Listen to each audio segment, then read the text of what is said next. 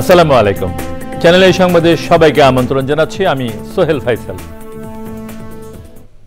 আর বিস্তারিত সংবাদের শুরুতেই জানিয়ে দিচ্ছি ফ্রেশ আটা ময়দা সুজি সংবাদ শিরোনামগুলো। শুধু ডক্টর ইউনূসই নির্বাচন চান না বললেন বিএনপি নেতারা। শহীদ জিয়ার সমাধিতে শ্রদ্ধা জানিয়ে ডিসেম্বরের মধ্যে ভোটের দাবি। জাপানের প্রধানমন্ত্রী শিগেরু ইশিবার সঙ্গে প্রধান উপদেষ্টা ডক্টর ইউনূসের বৈঠক। বাংলাদেশে জাপানের $106 কোটি সহায়তার আশ্বাস।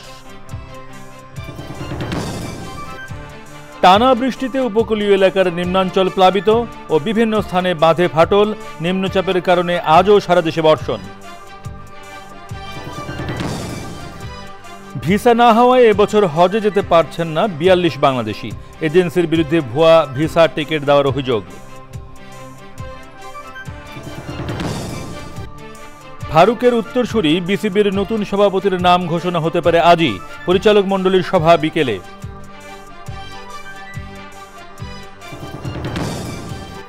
এবং দ্বিতীয় টি-20তে আজ মুখোমুখি বাংলাদেশ পাকিস্তান। সিরিজ বাঁচানোর লড়াইয়ে টাইগার একাদশে পরিবর্তনের আভাস।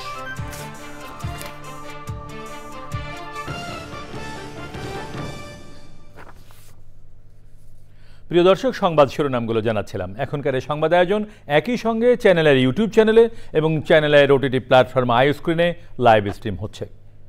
যাচ্ছি বিস্তারিত সংবাদে। ডিসেম্বরের মধ্যেই জাতীয় সংসদ নির্বাচনের তাগিদ দিয়ে বিএনপি নেতারা বলেছেন বিদেশে গিয়ে দেশের বদনাম করছেন প্রধান উপদেষ্টা ডক্টর মোহাম্মদ ইউনূস। সকালে ও রাজধানীর শেরেবাংলা নগরে সাবেক রাষ্ট্রপতি জিয়াউর রহমানের 44তম শাহাদত বার্ষিকী উপলক্ষে সমাধিতে শ্রদ্ধা নিবেদন শেষে নেতারা বলেন দেশে শুধু একজন নির্বাচন চায় না, তিনি হলেন ডক্টর ইউনূস। আক্তার হোসেনের রিপোর্ট। বৃষ্টি উপেক্ষা করে রাজধানীর শেরেবাংলা নগরে স্বাধীনতার ঘোষক সাবেক রাষ্ট্রপতি ও বিএনপির প্রতিষ্ঠাতা জিয়াউর রহমানের সমাধিস্থলে নেতাকর্মীদের ঢল। শ্রদ্ধা জানান বিএনপি এবং অঙ্গ ও সহযোগী সংগঠনের নেতাকর্মীরা। জিয়াউর রহমানই দেশে সবচেয়ে বেশি সংস্কার করেছেন দাবি করে দলের স্থায়ী কমিটির সদস্য মির্জা আব্বাস অভিযোগ করেন অন্তর্বর্তী সরকার সংস্কার করতে গিয়ে এখন নির্বাচনই চায় না। কিছু বিদেশি লোককে আমদানি করেছেন সংস্কার করার জন্য। আবার এই সংস্কার করতে করতে এমন জায়গায় চলে গেছে যে তারা আজকে আর নির্বাচন করতে চায় না। জাপানে বসে বিএনপি সম্পর্কে বদনাম করছেন। একটু লজ্জাও লাগলো না দেশের সম্পর্কে বিদেশে বসে বদনাম করতে? আমরা বলতে চাই একটি লোক নির্বাচন চায় না, সে ইউনূস। রাজধানী সহ সারা দেশেই দোয়া মাহফিল ও খাবার বিতরণ করেন দলের নেতাকর্মীরা। সেসব কর্মসূচিতেও ডিসেম্বরের মধ্যেই নির্বাচনের দাবি জানান নেতারা। আমরা এদেশে একটি গণতান্ত্রিক সরকার প্রতিষ্ঠা করব এবং জনগণের সরকার আগামী দিনকে দেশকে জিয়াউর রহমানের যে স্বপ্ন স্বনির্ভর উন্নত আধুনিক বাংলাদেশে পরিণত করবে। সবাই ডিসেম্বরের মধ্যে নির্বাচন অনুষ্ঠানের জন্য দাবি জানিয়েছিলেন, সেটা আমরা জানি। কথা একটাই পরিষ্কার, যে সমস্ত সংস্কার এবং বিচারের কথা বলা হচ্ছে এগুলো চলমান প্রক্রিয়া, সংস্কার কোনোদিনই শেষ হয় না। দিবসটি উপলক্ষে দোয়া মাহফিল, রক্তদান কর্মসূচি, আলোচনা সহ 8 দিনব্যাপী কর্মসূচি পালন করছে BNP. Akter Hossain, channel I, Dhaka. Bangladesh জাতীয়তাবাদী দল বিএনপির প্রতিষ্ঠাতা ও সাবেক রাষ্ট্রপতি জিয়াউর রহমানের 44তম শাহাদত বার্ষিকী আজ। 1981 সালের 30 মে চট্টগ্রাম সার্কিট হাউসে একদল বিপথগামী সেনা সদস্যের হাতে শহীদ হন জিয়াউর রহমান। বাংলাদেশের স্বাধীনতা সংগ্রাম থেকে শুরু করে রাষ্ট্র গঠনের বিভিন্ন পর্বে গুরুত্বপূর্ণ ভূমিকা রেখেছেন জিয়াউর রহমান। বাংলাদেশি জাতীয়তাবাদ দর্শনের আলোকে জাতীয় ঐক্যের ভিত্তি রচনার পাশাপাশি একজন রাষ্ট্রনায়ক হিসেবে কৃষি, পল্লী উন্নয়ন ও অর্থনৈতিক উন্নয়নে তার অবদান ইতিহাসে স্মরণীয়। আক্তার হোসেনের রিপোর্ট। 1936 সালের 19 জানুয়ারি বগুড়ার গাবতলী উপজেলার বাগবাড়িতে জন্মগ্রহণ করেন বাংলাদেশের স্বাধীনতার ঘোষক সাবেক রাষ্ট্রপতি জিয়াউর রহমান। বাবার চাকরির সুবাদে পাকিস্তানের করাচিতে মাধ্যমিক ও উচ্চ মাধ্যমিক সম্পন্নের পর ১৯৫৫ সালে ক্যাডেট হিসেবে কমিশন লাভ করেন পাকিস্তান সেনাবাহিনীতে। চাকরির ২ বছর পর ১৯৫৭ সালে ইস্ট বেঙ্গল রেজিমেন্টে বদলি হয়ে পূর্ব পাকিস্তানে চলে আসেন জিয়াউর রহমান। সামরিক বাহিনীতে অসাধারণ নৈপুণ্য ও অসীম সাহসিকতার কারণে নিজ কর্মস্থলেও ছিলেন জনপ্রিয়। ১৯৬৯ সালে মেজর পদে পদোন্নতি লাভ করেন জিয়াউর রহমান। ১৯৭১ সালে দেশের রাজনৈতিক অবস্থা যখন টলায়মান, তখন পশ্চিম পাকিস্তানের বিরুদ্ধে ফুঁসে উঠেছিল বাঙালিরা। সেই ক্রান্তিলগ্নে রাজনৈতিক নেতারাও ছিলেন সিদ্ধান্তহীন। তখন কালুরঘাট বেতার কেন্দ্র থেকে ভেসে আসে এক কণ্ঠস্বর। বাংলাদেশের স্বাধীনতার ঘোষণা দেন জিয়াউর রহমান।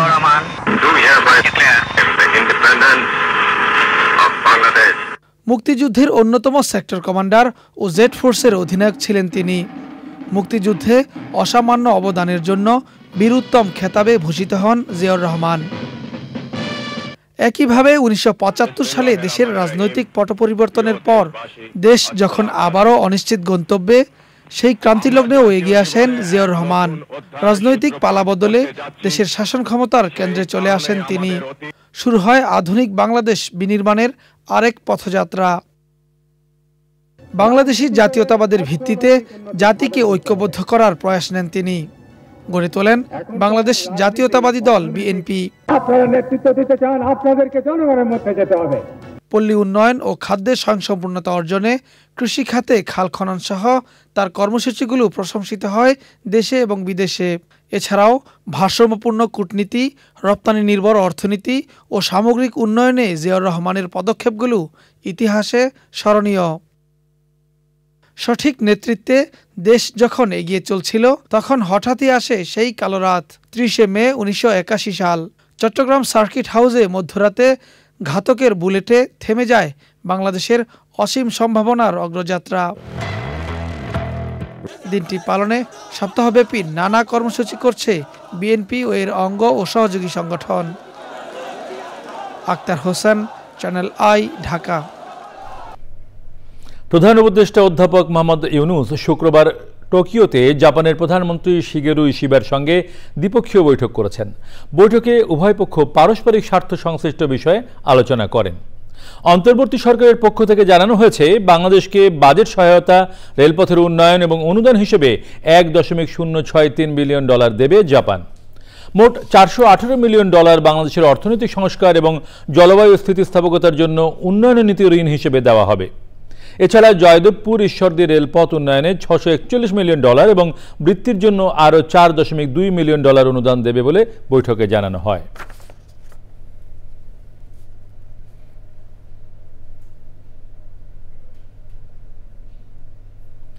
গভীর স্থল নিম্নচাপটি উত্তর পূর্ব দিকে সরে গিয়ে স্থল নিম্নচাপ আকারে টাঙ্গাইল ও সংলগ্ন এলাকায় অবস্থান করছে। এটি আরও অগ্রসর হয়ে বৃষ্টি ঝরিয়ে ক্রমশ দুর্বল হয়ে যাবে বলে জানিয়েছে আবহাওয়া অফিস। এর প্রভাবে সারা দেশে আগামীকাল পর্যন্ত টানা বৃষ্টি থাকতে পারে, তবে পরিমাণ কমে যাবে। পরাগ আজিমের রিপোর্ট। মঙ্গলবার বঙ্গোপসাগরে তৈরি লঘুচাপটি বৃহস্পতিবার নিম্নচাপে পরিণত হয়ে বিকেল থেকে ভারতের পশ্চিমবঙ্গের সাগর আইল্যান্ড ও বাংলাদেশের খেপুপাড়ার কাছ দিয়ে উপকূল অতিক্রম করে সাতক্ষীরা অঞ্চলে প্রবেশ করে গভীর স্থল নিম্নচাপে পরিণত হয়। এর প্রভাবে সারা দেশে ভারী থেকে অতি ভারী বৃষ্টির কারণে রাজধানীসহ বিভিন্ন জেলায় জলাবদ্ধতা দেখা দেয়। বর্তমানে টাঙ্গাইল ও পার্শ্ববর্তী এলাকায় অবস্থান করছে নিম্নচাপ আকারে। কিছুটা দুর্বল হয়ে গেছে সে, কিন্তু দুর্বল হলেও বৃষ্টির যে ধারাটা, সেই ধারাটা তার অব্যাহত আছে সারা বাংলাদেশে। বৃষ্টি কমে যাওয়ারও আভাস দিয়েছেন এই আবহাওয়াবিদ। আর সর্বোচ্চ বৃষ্টিপাত দেখলাম আমাদের মাইজদিকুট বা নোয়াখালীতে 285 মিলিমিটার।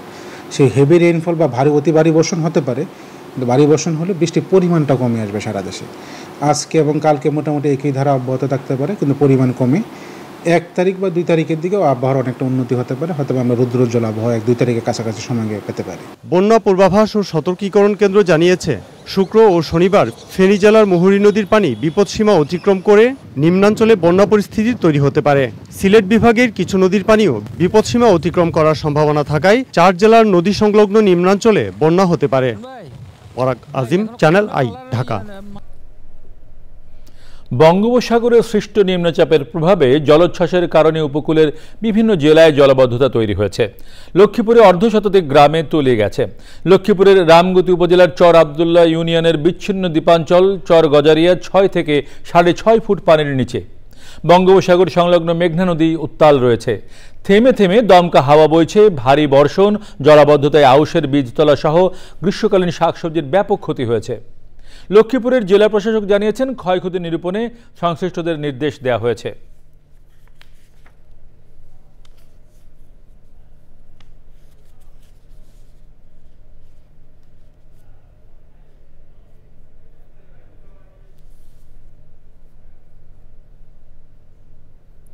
অর্থ উপদেষ্টা ডক্টর সালেউদ্দিন আহমেদ বলেছেন, সম্পদের সীমাবদ্ধতা মাথায় রেখে সামর্থ্যের মাঝে সেরা বাজেট হচ্ছে।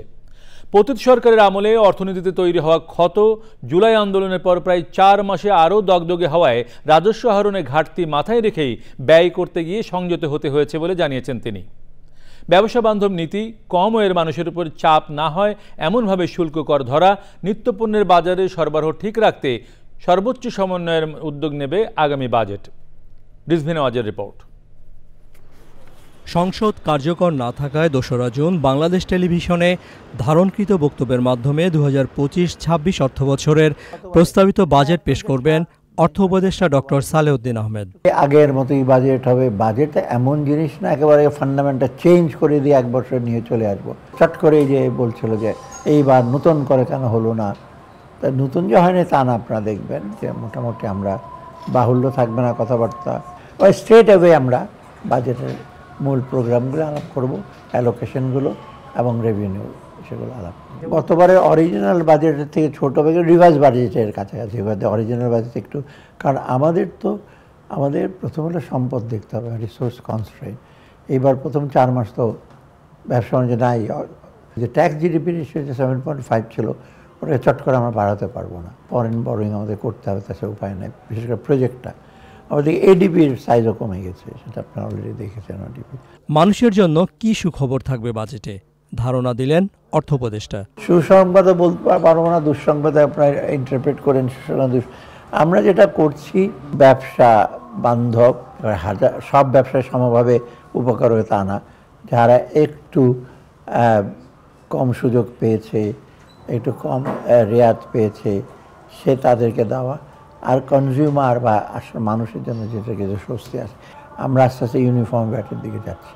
অনেকগুলো ভ্যাটের স্তর থাকবে না, কারণ স্তরগুলো ইমপ্লিমেন্ট করা যায় না, ক্যালকুলেশনে ঝামেলা হয়। কর্পোরেট ট্যাক্সে যেমন আমরা যারা লিস্টেড কোম্পানি আর নন লিস্টেড কোম্পানির মধ্যে একটু ব্যবধান রাখবো। স্টক মার্কেটের জন্য আমরা ব্রোকার্সে যে কমিশনের উপর ট্যাক্স, ওটা একটু কমিয়ে দেব। বৃহস্পতিবার বাজেট পেশের রীতি ভেঙে 2রা জুন সোমবার বাজেট উত্থাপন হচ্ছে। এবার সংসদে মাসব্যাপী আলোচনার সুযোগ না থাকলেও অর্থ মন্ত্রণালয় সহ বিভিন্ন মন্ত্রণালয় ও বিভাগ অনলাইনে মানুষের মতামত নেবে কমপক্ষে 2-3 সপ্তাহ। এরপর 30 জুন রাষ্ট্রপতির সইয়ে অধ্যাদেশের মাধ্যমে চূড়ান্ত হবে প্রস্তাবিত বাজেট। Rizvina Waz, Channel I, Dhaka. Visa না হওয়ায় এবছর হজে যেতে পারছেন না 42 বাংলাদেশি। ভুয়া ভিসা এবং টিকিট দিয়ে হজযাত্রীদের কাছে প্রতারণার অভিযোগ উঠেছে আভা ট্রাভেলসের মালিক মাওলানা জমিল উদ্দিনের বিরুদ্ধে। শেষ মুহূর্তে হজযাত্রীর চাপ বেশি থাকায় বাংলাদেশ থেকে হজযাত্রার সময় আরও একদিন বাড়ানো হয়েছে। চকর মালিথার রিপোর্ট। ফরিদপুরের নাগরকান্দার মুফতি মাহমুদুল হাসান, যিনি মোহাম্মদপুরের একটি মাদ্রাসার প্রিন্সিপাল এবং 2টি মসজিদের খতিব, তারই এক সময়ের ছাত্র আভা ট্রাভেলসের মালিক মাওলানা জামিল উদ্দিন হজে যাওয়া নিয়ে খোদ শিক্ষাগুরুর সাথে করেছেন প্রতারণা।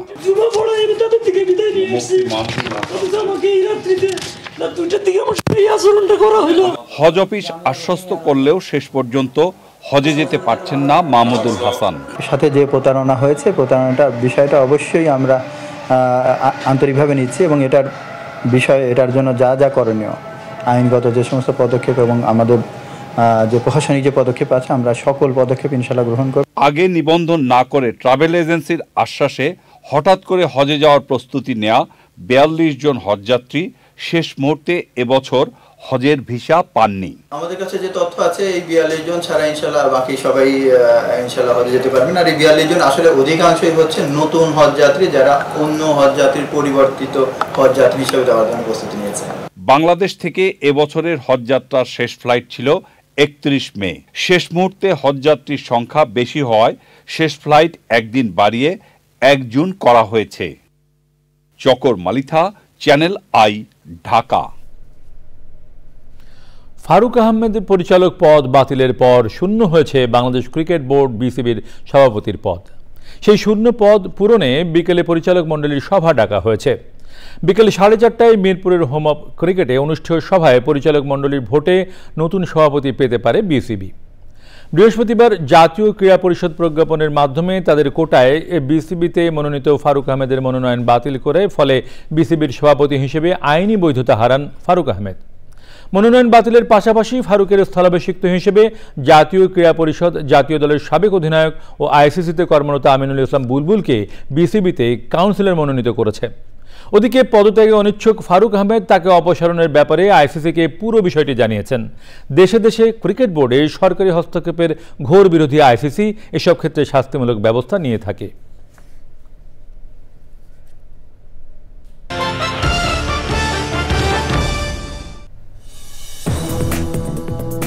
সংবাদ আবারও আমন্ত্রণ। পার্টনার প্রোগ্রামের আওতায় বাংলাদেশ উত্তম কৃষি চর্চা অনুসরণ করে উৎপাদিত নিরাপদ আম বাজারজাতকরণ উদ্বোধন করেছেন কৃষি মন্ত্রণালয়ের সচিব ডক্টর মোহাম্মদ এমদাদুল্লাহ মিয়ান। রাজধানীর মানিক মিয়া অ্যাভিনিউয়ে কৃষকের বাজারে আয়োজিত অনুষ্ঠানে জানানো হয়, এ কার্যক্রমের মাধ্যমে রপ্তানিকারকদের সাথে কৃষকদের সরাসরি যোগাযোগ করিয়ে দেওয়া হয়েছে, যার ফলে কৃষকেরা মাঠ থেকেই ন্যায্য মূল্যে আম বিক্রি করতে পারবেন এবং তা বিদেশে রপ্তানি হবে। কৃষি সচিব বলেন, বহির্বিশ্বে আমের নতুন বাজার ধরতে এবং রপ্তানির বাধা দূর করতে কাজ করছেন তারা।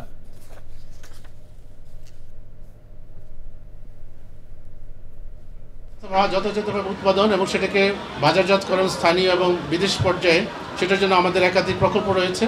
আমরা আরও ব্যাপকভাবে বিষয়গুলো নিয়ে কাজ করছি। আমরা ইতিমধ্যেই আমের যে এক্সপোর্টের জন্য যে বেসিক সমস্যাগুলো রয়েছে সেগুলো আইডেন্টিফাই করেছি। সেগুলোকে আমরা যথাযথভাবে যথাযথ কর্তৃপক্ষের সাথে একসাথে হয়ে সেগুলো সমস্যার সমাধান করার জন্য আমরা প্রয়াস নিয়েছি। এবারে নিটল টাটা কৃষি সংবাদ।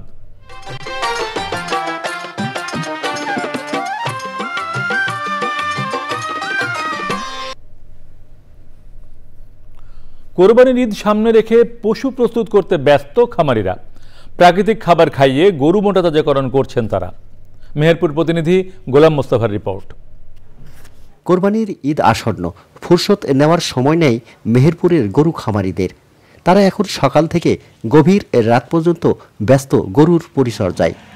গোখাদ্যের দাম বেড়ে যাওয়ায় এবার গরু পালনে বেশি খরচ হয়েছে।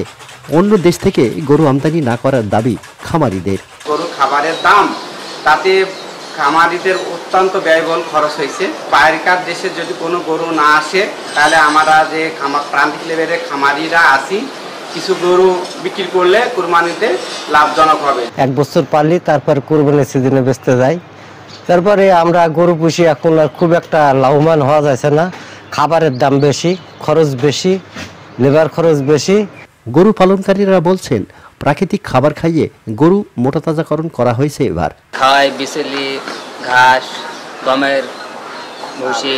গরু পালন করা খুব কঠিন ব্যাপার। খাবারের যে দাম, আমাদের চাষি ফ্যামিলির গরু পোষা খুব কঠিন। 4-5 জন কাজ কর্ম করিয়েতে আমাদের সংসারটি ভালোভাবে চলে। আমরা মনে করেন এখানে কাজ করি, খুব খুশি আছি। মেহেরপুর প্রাণী সম্পদ অফিস জানায়, জেলায় এবার পর্যাপ্ত কোরবানির পশু আছে, যা জেলার চাহিদা মিটিয়ে বাইরের জেলায় বিক্রি করতে পারবে খামারিরা। এবারে কুরবানির জন্য যে চাহিদা পশু, সেটি 90,000, প্রায় 90,193টি। সেখানে আমাদের মূল পশু আমরা কুরবানির জন্য প্রস্তুত করেছি প্রায় 1,72,000। এর মধ্যে গরু রয়েছে প্রায় 54,000 এবং ছাগলের সংখ্যা 1,16,000। এই উদ্বৃত্ত পশু আমরা মেহেরপুরের বাইরেও আমরা সাপ্লাই দিতে পারবো। এবারের কোরবানির ঈদের জন্য প্রস্তুত করা হয়েছে 1,71,753টি পশু। মেহেরপুর থেকে গোলাম মোস্তফা, চ্যানেল আই। এবারে প্রকৃতি সংবাদ।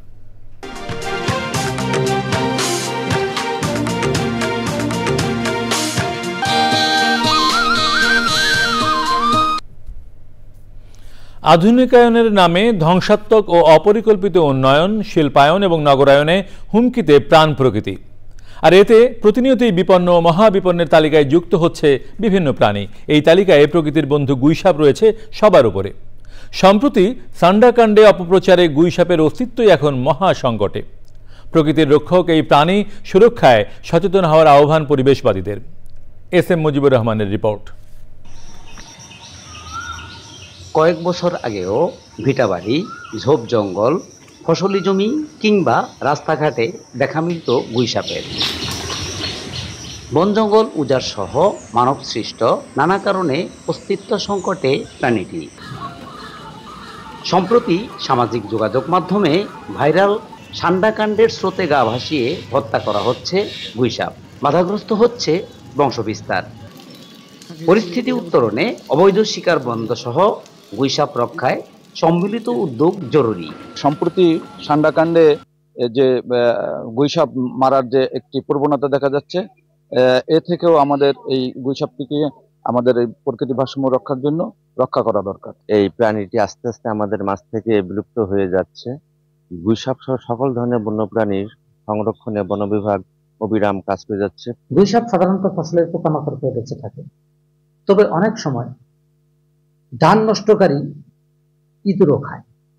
সুতরাং গুইসাপ কৃষির জন্য উপকারী। গুইসাপের অস্তিত্ব টিকিয়ে রাখতে প্রাণীটির বংশবৃদ্ধির সহায়ক পরিবেশ তৈরিতে কাজ করছে শরীয়তপুর জেলা পরিষদ। অস্তিত্ব সংকট থেকে বাঁচিয়ে আমরা হয়তো প্রবৃদ্ধির একটা চেষ্টা করব, অধিক করে বৃক্ষ করে, এবং তাদের গুইসাপের একটা আবাসনের নিরাপত্তা হয়, এটা আমাদের পরিবেশ সুরক্ষায় ভূমিকা রাখে। সচেতনতা ও পরিকল্পিত উদ্যোগে আগামী প্রজন্মের জন্য বাসযোগ্য ও জীববৈচিত্র্য সমৃদ্ধ ধরিত্রী বিনির্মাণের আহ্বান পরিবেশবিদদের।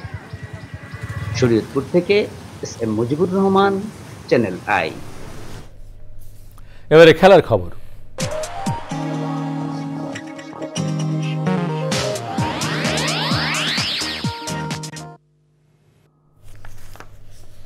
প্রথম দল হিসেবে Indian Premier League IPL season 18-র ফাইনালে Royal Challengers Bengaluru.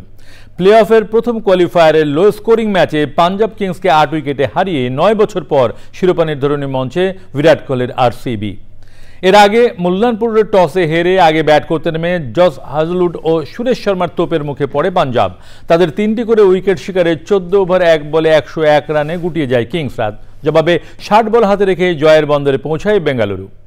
Half century করা ওপেনার ফিল সল্টের অপরাজিত 56 রানে ভর করে 10 ওভারে এই সহজ জয়ে ফাইনালের টিকিট কাটে আরসিবি। ওদিকে ফাইনালের আশা এখনও শেষ হয়ে যায়নি পাঞ্জাবের। 1 জুন দ্বিতীয় কোয়ালিফায়ার দিয়ে আরও একটি সুযোগ পাবে বলিউড নায়িকা প্রীতি জিন্তার মালিকানাধীন ফ্র্যাঞ্চাইজিটি।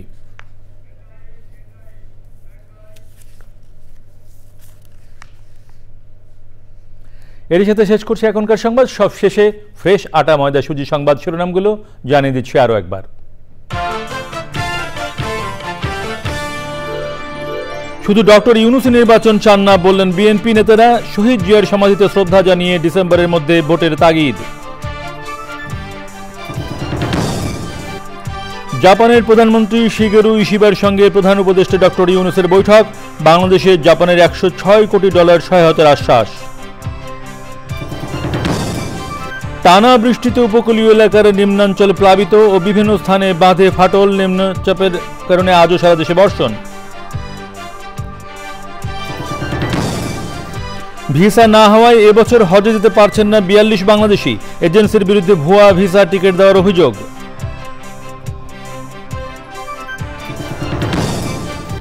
ফারুকের উত্তরসূরি বিসিবির নতুন সভাপতির নাম ঘোষণা হতে পারে আজই। পরিচালক মণ্ডলীর সভা বিকেলে।